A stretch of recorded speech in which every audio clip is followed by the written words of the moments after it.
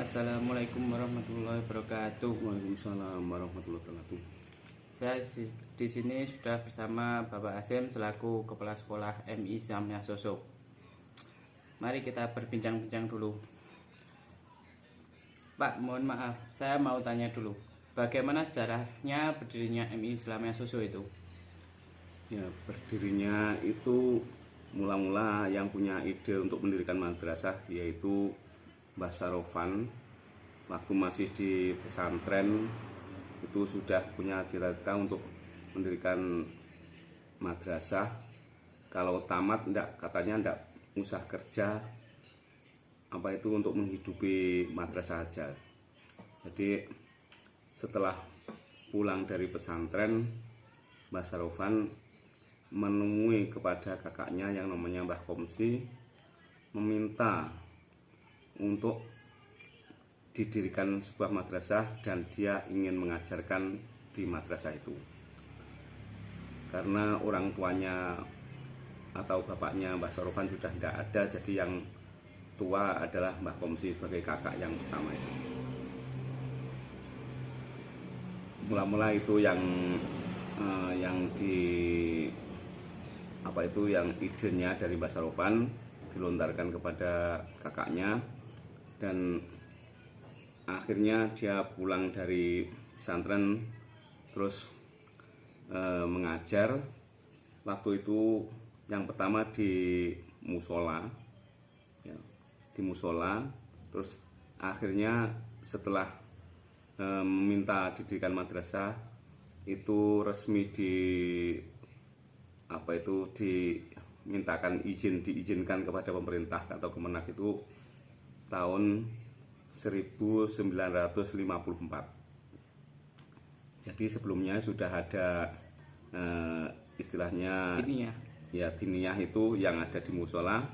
Terus pada tahun 1954 itu resmi didaftarkan sebagai lembaga yang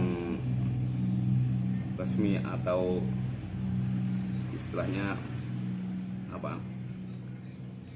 Diberi izin oleh pemerintah. Yang diberi izin itu pertama liburnya hari Jumat dan masuknya sore hari. Dan setelah zuhur itu masuk, terus yang liburnya hari Jumat. Dan pada waktu itu masih belum banyak muridnya, tapi muridnya itu besar-besar. Terus akhirnya lama terus berkembang, terus akhirnya bisa mendirikan madrasah yang agak besar. Pertama 2 lokal, terus berkembang sampai sekarang ada 11 lokal. Dan itu yang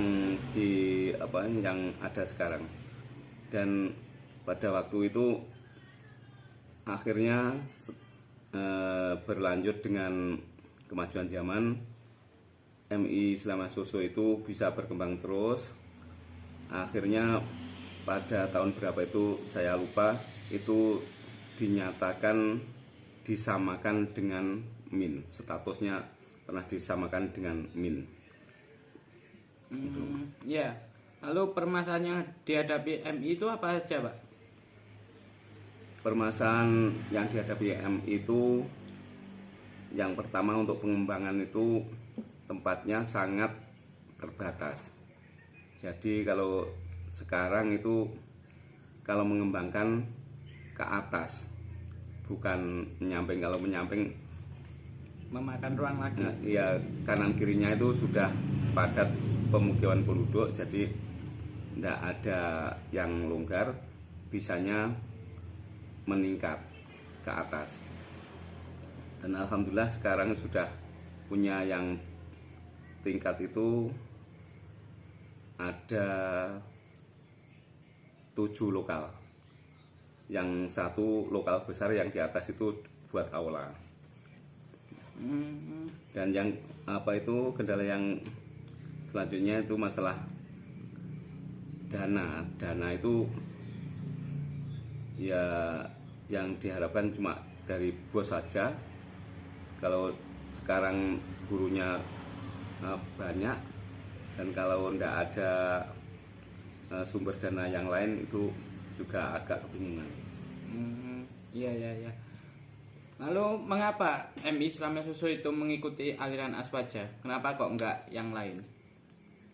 Karena yang namanya Mbah Sarofan sebagai pendirinya pertama atau yang mempunyai ide mendirikan MI itu keluaran dari pondok pesantren. Otomatis kalau dari pondok pesantren itu beraliran Aswaja. Iya iya iya. Yang diharapkan masa depan itu bagaimana MI itu? Ya, harapannya masa depannya MI itu terus berkembang dan bisa mencetak kader-kader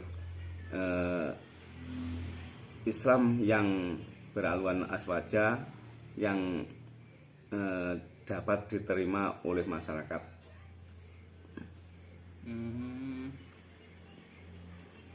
Berarti sekarang itu muridnya ada berapa, Pak? Kalau muridnya sekarang sekitar 200-an. Kalau dulu itu waktu tahun 65 itu ruangannya masih 3 lokal atau 4 lokal itu penuh, karena orang-orang yang takut dengan gerakan G30 SPKI itu semuanya lari ke madrasah gitu. Itu penuh gitu. Ya bukan hanya anak-anak saja, tapi orang tua pun sama ingin belajar dan ingin seperti mencari perlindungan di di musola dan di madrasah itu. Seperti guru-guru yang pertama itu seperti siapa saja, Pak? Guru-guru pertama yang mengajar di MI Islam Mesoso. Gurunya yang pertama yaitu Mbah Sarofan, terus ada lagi orang tua saya yaitu Bapak Ahmad Syarif dan Ibu Sukarsih. Kalau sekarang itu sudah kurang lebih yang pernah mengajar di MI Islam Mesoso itu ada 117 orang.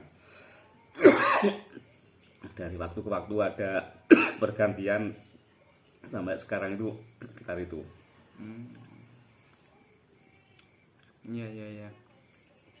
Dan masalah guru itu dulu ya yang penting mau mengajar, tidak ada istilahnya gaji-gaji seperti sekarang itu tidak ada.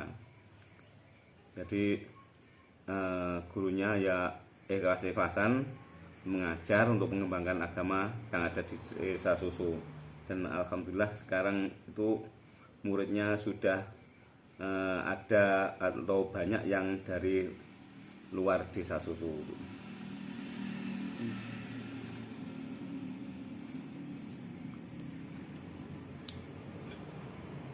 Kalau perlu saya kasih tahu, Kecamatan MI Susu ada yang bekerja di Menkumham, yaitu Dewi Rohida itu di Balikpapan, yang jadi TNI juga banyak, yang menjadi guru apalagi alhamdulillah banyak sekali.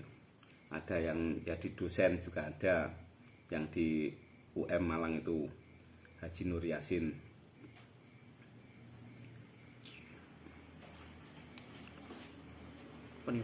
Pun. Alhamdulillah, terima kasih untuk waktunya. Sampai berjumpa esok hari. Saya tutup. Wassalamualaikum warahmatullahi wabarakatuh. Waalaikumsalam warahmatullahi wabarakatuh. Audio Jungle.